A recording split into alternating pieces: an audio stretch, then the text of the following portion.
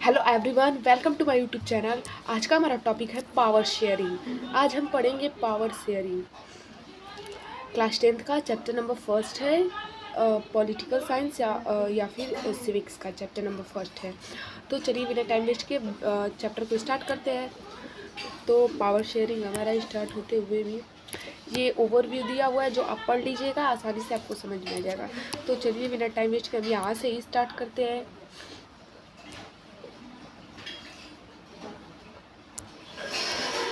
Belgium and Sri Lanka. Belgium and Sri Lanka के बारे में आज हम पढ़ेंगे। Belgium and Sri Lanka.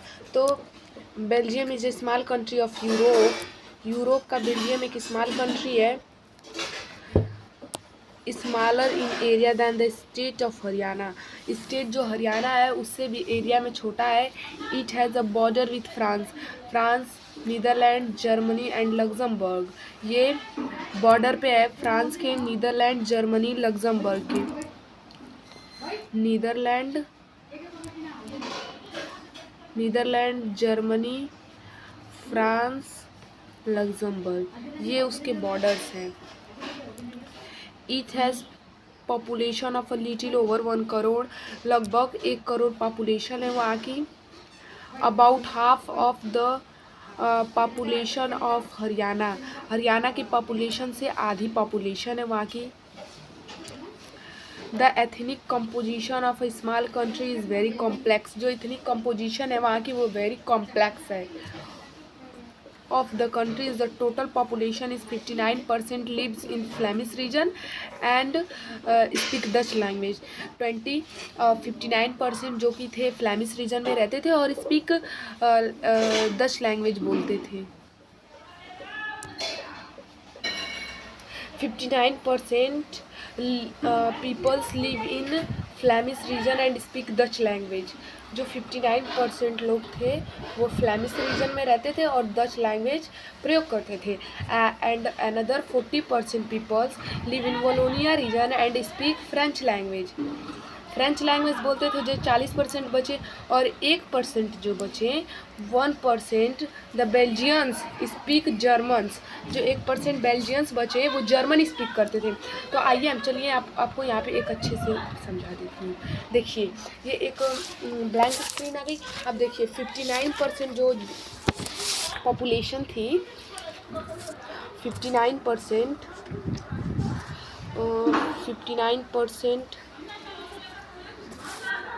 59%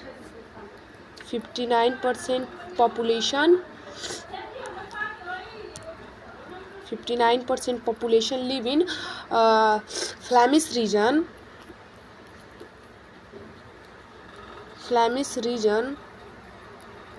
and speak Dutch language।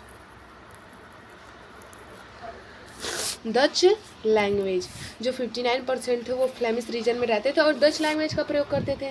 Another 40% जो पॉपुलेशन थी 40% रहते थे वलोनिया रीजन में रहते थे और स्पीक करते थे फ्रेंच लैंग्वेज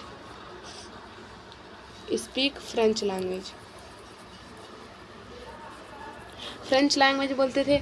अनदर जो 1% पॉपुलेशन बची 1% बेल्जियंस स्पीक करते थे जर्मन लैंग्वेज। ये आपका उस पैराग्राफ का ओवरव्यू है।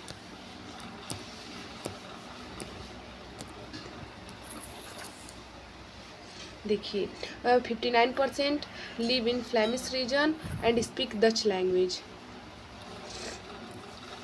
40% Wallonia region speak French language. 1% Belgians speak German language. चलिए अब आगे देखते हैं। In another capital of German is Brussels. In capital city of Brussels 80% people speak French language while 20% are Dutch speaking. यहाँ पे जो 80% पॉपुलेशन थी वो स्पीक करती थी फ्रेंच लैंग्वेज और वहाँ पे 59% डच लैंग्वेज करती थी। और यहाँ पे डच लैंग्वेज का परसेंटेज है 20%। यहाँ पे वाइल 20% डच स्पीकिंग, यानी कि जो कंट्री साइड था, कंट्री साइड्स में डच लैंग्वेज की जो मेजॉरिटी थी, और यहाँ पे ब्रुसेल्स में यानी कि कैपिटल्स ऑफ बेल्जियम, इसमें जो डच स्पीकिंग की थी वो माइनॉरिटी में थी, और यहाँ पे फ्रेंच स्पीकिंग वाले मेजॉरिटी में है, वहाँ पे माइनॉरिटी में है।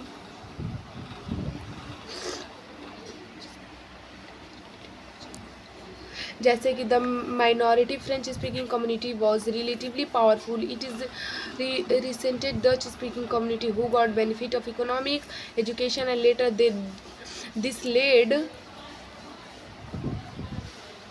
this laid tension between the Dutch speaking and French speaking commission during 1915 and 1916.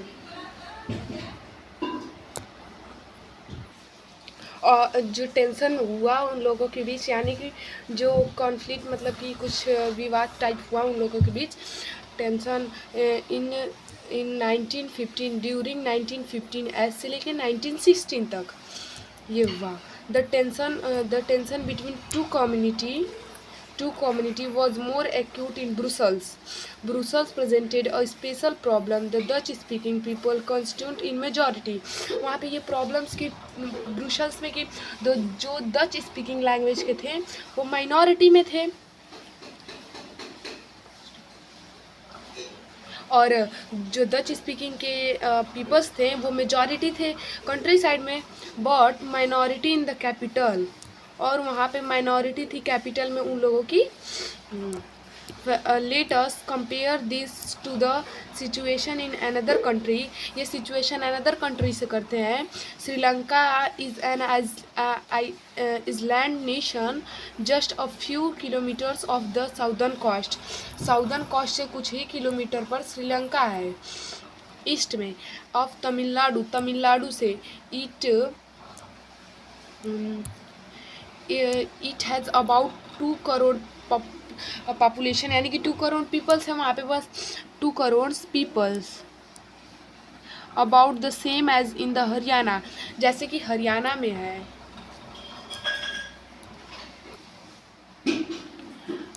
Haryana, like other nation in the South Asia region, Sri Lanka has a diverse population. The major social groups of Singla speaker 74% and Tamil speaker 18%. देखिए वहाँ पे क्या था कि दो social major groups थे, पहला था सिंगला स्पीकर और सेकंड था तमिल स्पीकर। सिंगला स्पीकर वहाँ पे 74% थे। सिंगला स्पीकर 74%।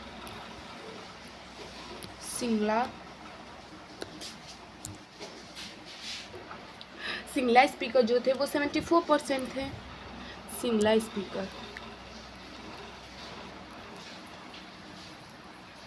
स्पीकर जो थे वो 74% थे, और जो तमिल स्पीकर थे वहाँ पे 18% थे तमिल स्पीकर।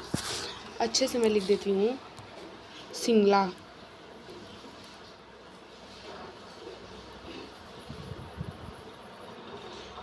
स्पीकर वहाँ पे जो थे वो थे 74%, और जो तमिल स्पीकर थे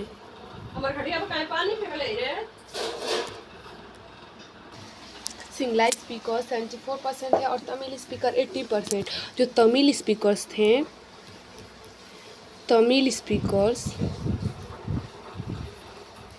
इसकी 2 सब ट्रॉपिक ग्रुप्स थे।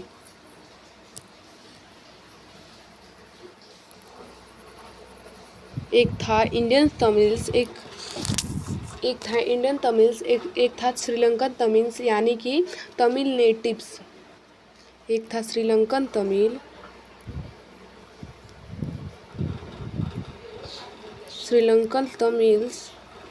और एक था इंडियन तमिल्स। देखिए टोटल पॉपुलेशन इसका दिया हुआ है 80%, और आपकी बुक में मेंशन कर दिया हुआ है कि श्रीलंकन तमिल्स जो थे वो पूरे 30% थे।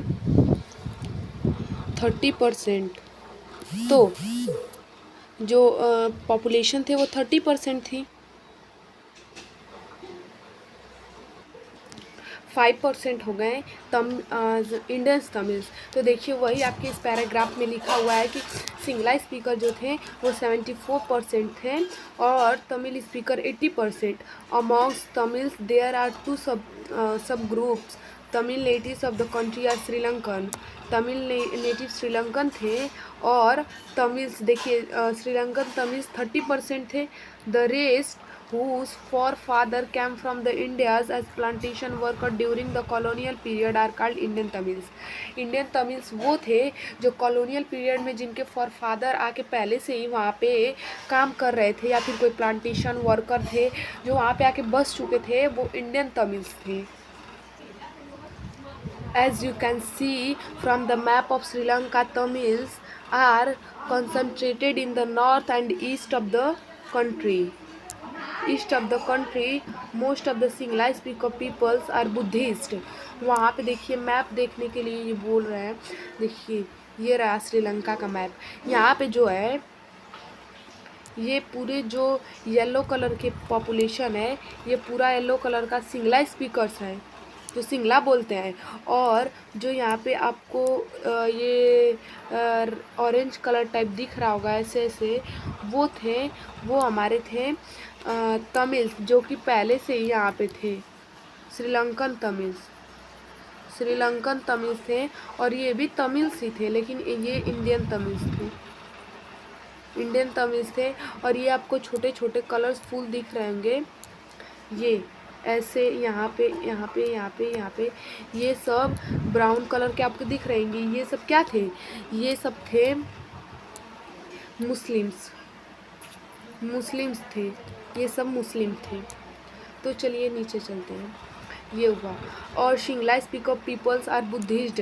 वो सिंगला स्पीकर जो थे वो बुद्धिस्ट थे। While most of the Tamils Hindu और Muslim, there are about 7% of Christian. और उसमें 7% क्रिश्चियन भी थे। क्रिश्चियन जो कि दोनों ग्रुप्स को बिलोंग करते थे, that is Tamils group and Sinhala groups. वो दोनों ग्रुप से रहते थे, Tamils group and Sinhala groups. The Dutch community could take advantage of it numeric force on the French and German speaking population. वो चाहते डच स्पीकिंग वाले वो मेजॉरिटी में थे, वो चाहते तो अपनी गवर्नमेंट बना सकते थे और पीपल को फोर्स करके कुछ भी वहाँ पे अपने नियम या फिर रूल कुछ भी लागू कर सकते थे। This would push the conflict among the community further. ये अगर वो सोचते ये करेंगे तो हमारे यहाँ कॉन्फ्लिक्ट हो सकता है। This could lead is very messy partial country. Both sides would claim control over the Brussels in Sri Lanka and Singla community enjoy and bigger in majority. जो सिंगला कम्युनिटी थी वो इंजॉय कर रही थी उनकी, क्योंकि उनकी मेजॉरिटी थी ना, माइनॉरिटी नहीं थी। माइनॉरिटी तो तमिल्स वालों की थी और जो सिंगला स्पीकिंग थे उसकी मेजॉरिटी थी। वो कुछ भी इम्पोज कर सकते थे वहाँ पे। और अब देखिए let us to watch happen in both country. दोनों कंट्रीज़ में क्या होता है। मेजॉरिटीज़ में इन श्रीलंका, और मेजॉरिटीज़ में इन श्रीलंका देख लेते हैं। Sri Lankan emerge as an independence. Sri Lanka independence हो गया कंट्री, श्रीलंका कंट्री इंडिपेंडेंस हो गया 1948 में। The leader of a Sinhalised community sought secure dominance government by virtue of their majority. वो मेजॉरिटी में थे तो वहाँ के जो गवर्नमेंट थे, सिंगला के जो लीडर्स थे वो चाहते थे कि अब मेजॉरिटी में अगर मैं यहाँ पे इलेक्शन करवाऊँ तो मैं ही जीतूँगा। As a result, democratically elected government adopt a series of majoritism। वहाँ पे जब इलेक्शन हुआ तो वो जानते ही थे कि सिंगला वाले मेजॉरिटी में है तो सिंगला वालों की चलेगी यहाँ पे और उन्हीं की सरकार बनेगी। तो वो सोचते थे कि यहाँ पे एडॉप्ट स्टेबलाइज कर देते हैं सिंगला सुपरमेसी एडॉप्ट करने की क्या था उन लोगों का। अगर वो सिंगला सुपरमेसी एडॉप्ट कर देंगे तो वहाँ पे क्या होगा कि वो जो भी रूल्स एंड रेगुलेशन बनाएंगे या फिर कुछ भी देश में इम्पोज करेंगे या फिर कुछ भी करेंगे वहाँ पे कुछ नियम्स लागू या फिर जॉब्स, इसमें बस सिंगला वालों का ही फ़ायदा रहेगा। यहाँ पे कोई तमिल्स को फ़ायदा नहीं मिलेगा। ये सिंगला सुपरमेसी जो एडॉप्ट करने वाले थे उसका था ये। In 1956 an act was passed In 1950, an act was passed to recognize Singla as only official language. 1956 में क्या होता है कि सिंगला को ऑफिशियल लैंग्वेज बना दिया जाता है. Thus, disregarding Tamils को नहीं. The governments follow preferential policies that favor in Singla applicant for university positions and government jobs. A new constitution stupid that state self protest and foster Buddhism.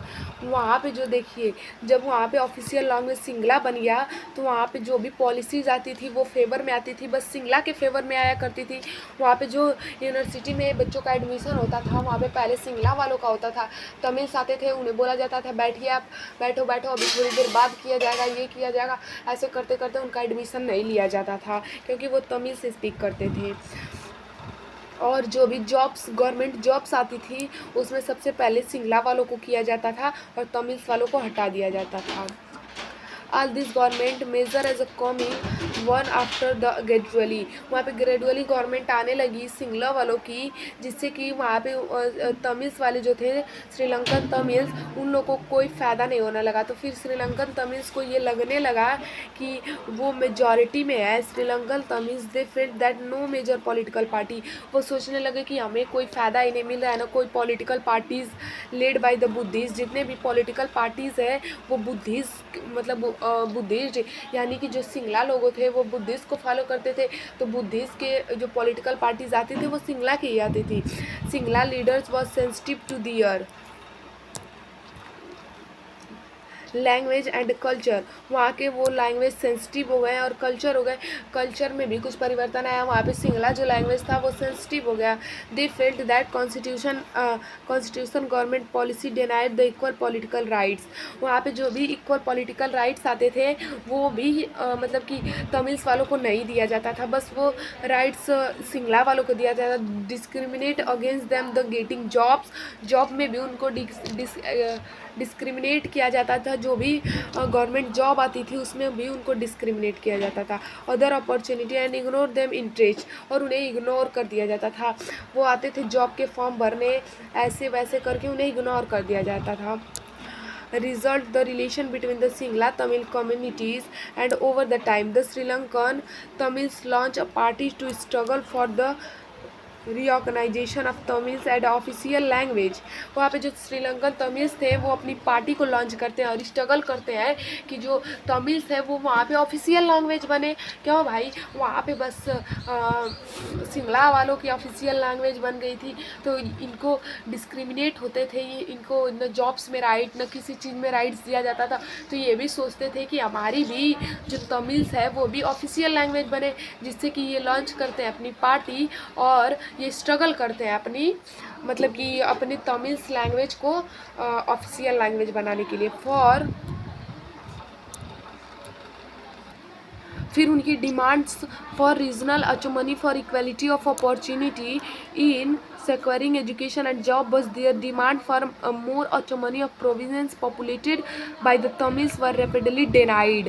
देखिए यहाँ पे उनकी देखिए ये डिमांड बताई गई है. उनकी डिमांड क्या थी कि उन्हें रीजनल ऑटोनॉमी दे दिया जाए और इक्वल अपॉर्चुनिटी दिया जाए. जितना सिंगलों को अपॉर्चुनिटी दिया जा रहा है उतना तमिल्स को भी दिया जाए.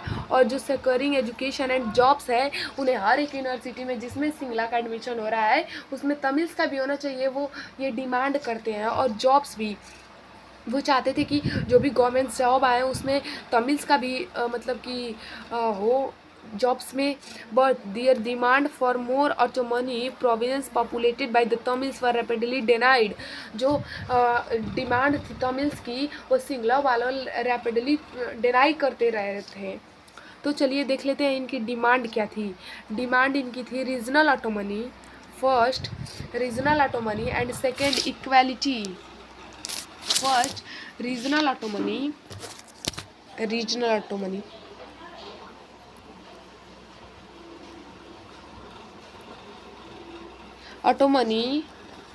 और सेकंड क्या थी इनकी डिमांड कि वो चाहते थे कि हमें रीजनल ऑटोनॉमी मिल जाए और इक्वालिटी चाहते थे कि एंड इक्वालिटी ऑफ अपॉर्चुनिटी.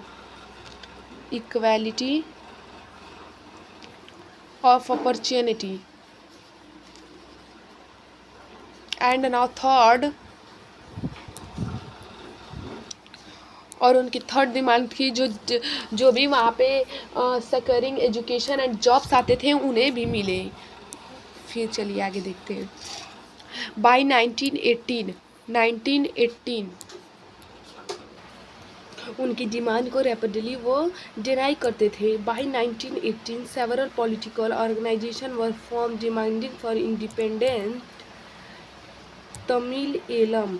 वो ये जब उनकी डिमांड को वो डिनाई करते रहे तो 1980 में वो एक डिमांड करने लगे कि अब मुझे एक अलग स्टेट तमिल एलम चाहिए, जो कि तमिल एलम चाहिए, जो कि 1980 में उनकी डिमांड थी। The distorted between the two communities turned into the widespread conflict. अब दोनों के बीच का ये विवाद बढ़ता गया। It soon turned into the civil war. और ये जल्द ही सिविल वॉर में बदल गया। As a result, thousands of the people, both of the communities, have killed. Many families were forced to leave the country. Many families, कुछ ऐसे परिवार रहे जिन्हें प्रेशर डाला गया कि वो कंट्री को छोड़ दिए। एंड लॉस्ट दियर लाइवलीहुड, और अपने जीवनी को भी उन्होंने छोड़ दिया।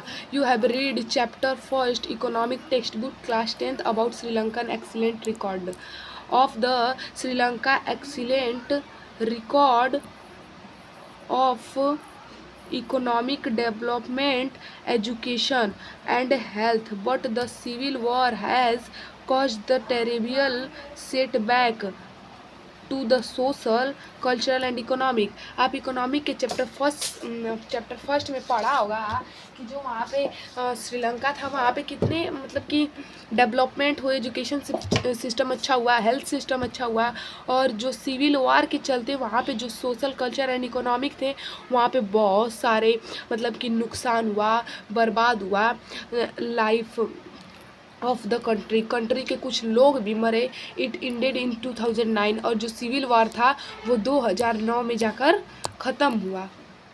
सिविल वॉर 2009 में जाकर ख़त्म हुआ। Accommodation in Belgium. दोस्तों हमने यहाँ तक इस वीडियो में पढ़ लिया। अब एकोमोडेशन इन बेल्जियम हम नेक्स्ट चैप्टर में पढ़ेंगे, जो कि डिटेल में पढ़ेंगे। तो नेक्स्ट वीडियो में पढ़ेंगे, सॉरी नेक्स्ट चैप्टर बोल दिया, नेक्स्ट वीडियो में पढ़ेंगे। तो पार्ट 2 वीडियो डिस्क्रिप्शन बॉक्स में जाकर ले लीजिएगा। यहाँ से हमारी पार्ट 2 वीडियो होगी। पार्ट 2 वीडियो ज़्यादा लंबी होने के कारण मैं ये नहीं पढ़ा सकती। अब इसको पार्ट 2 वाले वीडियो में मैं यूट्यूब पे अपलोड कर दूंगी। हमारे चैनल पे आप जाके पार्ट 2 जरूर देखिएगा। अगर हमारी वीडियो पसंद आए हो तो लाइक एंड सब्सक्राइब तो बनता ही है। अगर ना पसंद आया हो तो लाइक कर दीजिएगा, और नहीं पसंद आया हो तो मत कीजिएगा।